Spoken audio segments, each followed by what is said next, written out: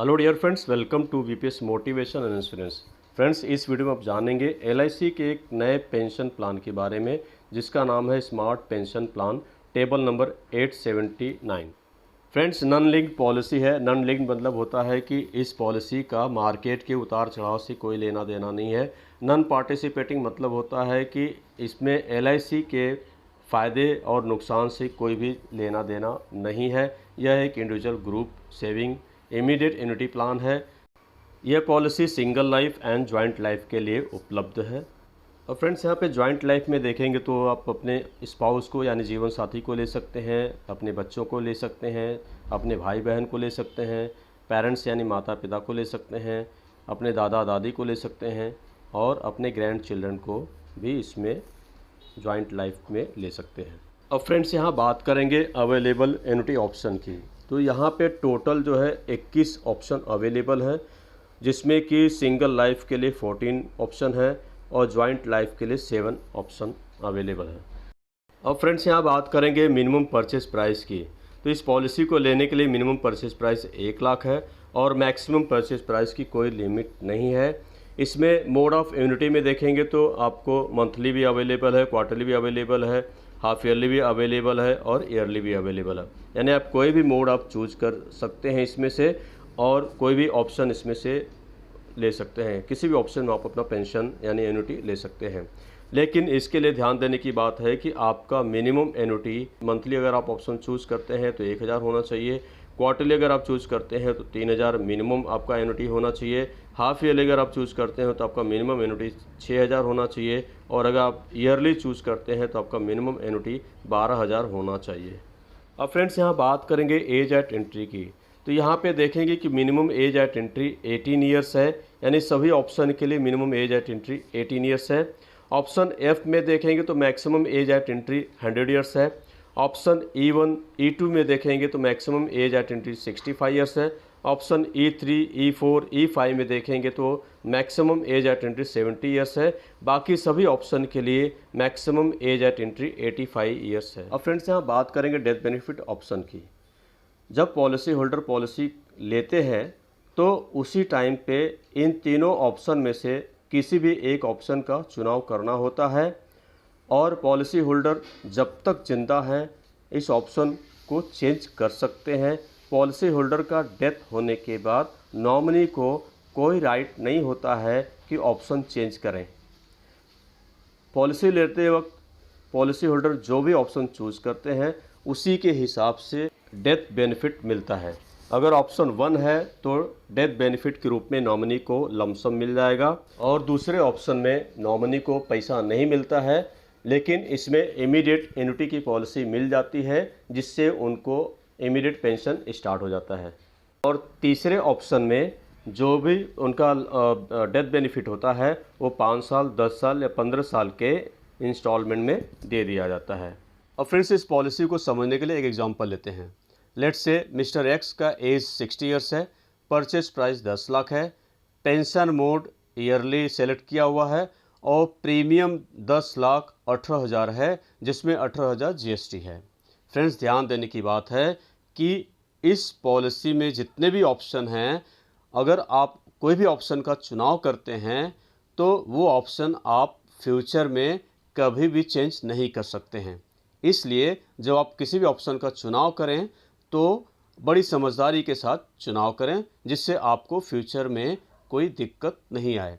अब फ्रेंड्स, यहाँ बात कर लेते हैं कि यदि पॉलिसी होल्डर ऑप्शन ए का चुनाव करता है तो ए के चुनाव में पॉलिसी होल्डर को लाइफ लॉन्ग 85,000 रुपये ईयरली पेंशन मिलेगा। पॉलिसी होल्डर का डेथ होने के बाद नॉमिनी को कुछ भी नहीं मिलेगा। अब फ्रेंड्स, यहाँ बात करेंगे ऑप्शन B1 की। तो यहाँ पे लिखा हुआ है कि annuity certain for 5 years and life thereafter. इसका मतलब कि एन्युटी पॉलिसी होल्डर को एन्युटी 5 साल तक गारंटीड मिलेगा 84,500 के हिसाब से।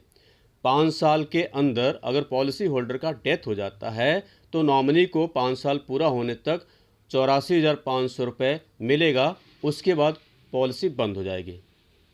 और अगर पॉलिसी होल्डर को कुछ भी नहीं होता है तो पॉलिसी होल्डर जब तक जिंदा रहेंगे तब तक उनको 84,500 रुपये पेंशन मिलता रहेगा।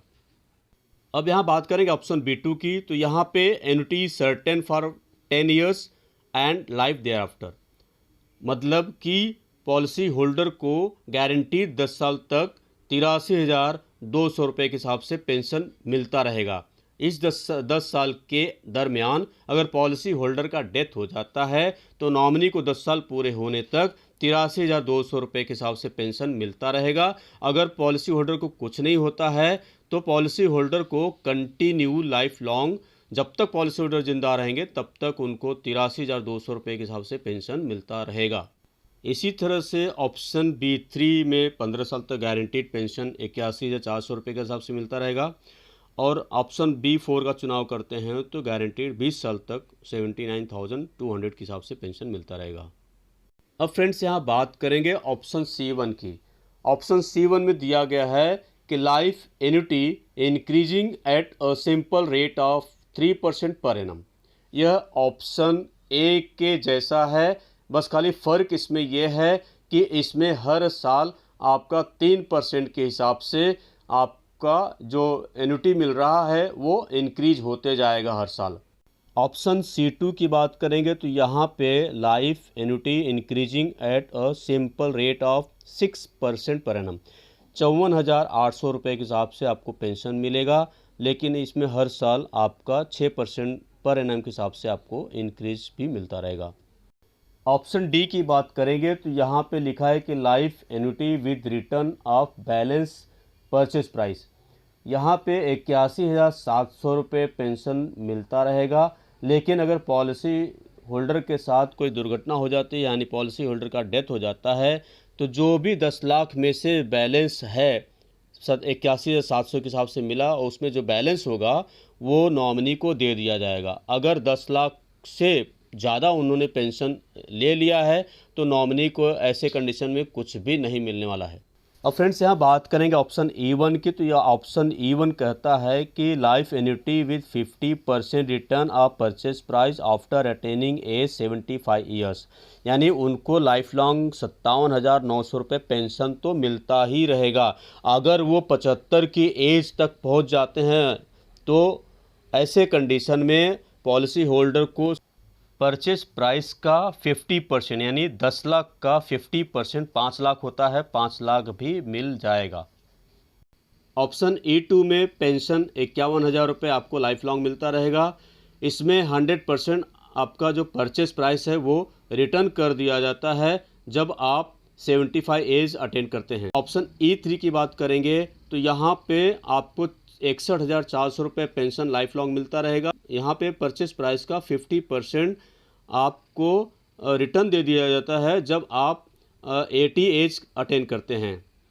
ऑप्शन E4 की बात करेंगे तो यहाँ पे 57,900 रुपये आपको पेंशन लाइफ लॉन्ग मिलता रहेगा। यहाँ पे आपको 100% जो है परचेज प्राइस आपको रिटर्न कर दिया जाता है जब आप 80 एज अटेंड करते हैं। ऑप्शन E5 की बात करें तो यहाँ पे 60,900 रुपये पेंशन लाइफ लॉन्ग मिलता रहेगा। इसमें जब आप 76 एज अटेंड करते हैं तो 76 से लेके 95 एज तक आपको आपका जो परचेज प्राइस है उसका 5% ऐड करके दिया जाता है। अब फ्रेंड्स यहाँ बात करेंगे ऑप्शन F, जो कि बहुत ज़्यादा ली जाती है। ऑप्शन F कहता है कि life annuity with return of purchase price, यानी 64,900 रुपये आपको पेंशन लाइफ लॉन्ग मिलता रहेगा। पॉलिसी होल्डर का डेथ होने के बाद जो रिटर्न ऑफ परचेज प्राइस है, यानी इस एग्जांपल में परचेज प्राइस क्या है 10 लाख रुपए, तो 10 लाख रुपए पॉलिसी होल्डर का डेथ होने के बाद 10 लाख रुपए नॉमिनी को रिटर्न कर दिया जाता है। अब फ्रेंड्स यहाँ बात करेंगे ज्वाइंट लाइफ में, तो ज्वाइंट लाइफ ऑप्शन G1 में प्राइमरी एन्युटेंट होता है जो पॉलिसी होल्डर है, और सेकेंडरी एन्युटेंट होता है जो कि उन्होंने ज्वाइंट किया हुआ है। अब यहाँ पे देखेंगे तो जो प्राइमरी पॉलिसी होल्डर है उनको तो 78,900 जब तक वो जिंदा रहेंगे तब तक पेंशन मिलता रहेगा। उनके जाने के बाद 50% एन्युटी जो है 50% जो पेंशन है वो उनके सेकेंडरी एन्युटेंट को मिलता रहेगा। अब ऑप्शन G2 की बात करेंगे तो यहाँ पे 74,000 रुपये पेंशन मिलता रहेगा, प्राइमरी एनुटेंट को, सेकेंडरी एनुटेंट को भी उतना ही पेंशन मिलता रहेगा प्राइमरी एनुटेंट का डेथ होने के बाद। ऑप्शन H1 की बात करेंगे तो यहाँ पे 60,200 रुपये पेंशन मिलता रहेगा लाइफ लॉन्ग। इसमें खास बात है कि 3% सिंपल रेट ऑफ इंटरेस्ट से पर एनम इंक्रीज होकर मिलता रहेगा। और वहीं पे अगर फर्स्ट एनुटेंट का डेथ हो जाता है तो जो सेकेंडरी एनुटेंट हैं उनको 60,200 का 50% पेंशन मिलता रहेगा। ऑप्शन H2 की बात करेंगे तो यहाँ पे 49,400 पेंशन मिलता रहेगा और यहाँ पे 6% सिंपल रेट ऑफ इंटरेस्ट से पर एनम इंक्रीज होकर मिलेगा। प्राइमरी एनुटेंट का डेथ हो जाता है तो सेकेंडरी एनुटेंट को 50% उसका पेंशन मिलता रहेगा, यानी 49,400 का 50% लाइफ लॉन्ग सेकेंडरी एनुटेंट को मिलता रहेगा। ऑप्शन I1 की बात करेंगे तो यहाँ पे 55,600 रुपये पेंशन लाइफ लॉन्ग मिलता रहेगा। साथ ही साथ simple rate of 3% per annum के हिसाब से इंक्रीमेंट भी मिलता रहेगा। यहाँ पे देखेंगे कि अगर प्राइमरी एनुटेंट का डेथ हो जाता है तो सेकेंडरी एनुटेंट को 100% यानी 55,600 रुपये पेंशन मिलता रहेगा लाइफ लॉन्ग।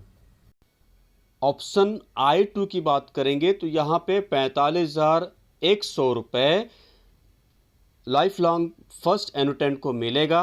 साथ ही साथ simple rate of 6% per annum के हिसाब से इंक्रीमेंट भी मिलेगा।